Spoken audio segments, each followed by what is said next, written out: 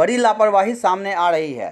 Patna city के आलमगंज थाना क्षेत्र के महात्मा गांधी सेतु के पाया संख्या 44 के समीप यात्रियों से भरी नाव पीपा पुल से जा टकराया, जिससे नाव अनियंत्रित होकर बीच गंगा में डूब गई। वहीं नाव पर सवार 22 लोग गंगा नदी से तैरकर सकुशल सुरक्षित बाहर निकल गए, जबकि 3 लोग अब भी लापता बताए जा रहे हैं। जबकि इस दुर्घटना में एक महिला की गंगा में डूबकर मौत हो गई। लापता हुए 3 लोगों को खोज निकालने के लिए मौके पर एसडीआरएफ की टीम लगातार सर्च अभियान चला रखी है। घटना के संबंध में आलमगंज थाना के एएसआई नागेंद्र कुमार ने बताया कि नाव पर सवार अधिकांश लोग वैशाली जिले के राघोपुर के तिरसिया घाट के निवासी हैं, जो दीदारगंज स्थित सबलपुर घाट से जन वितरण प्रणाली से राशन लेकर नाव से लौट रहे थे। इसी दौरान नाव अनियंत्रित होकर पीपा पुल से जा टकराया, जिससे ये 25 लोग नदी में डूब गए, जिसमें 22 लोगों को तैरकर निकल गए, जबकि 3 लोगों के डूबने से लापता हो गए हैं।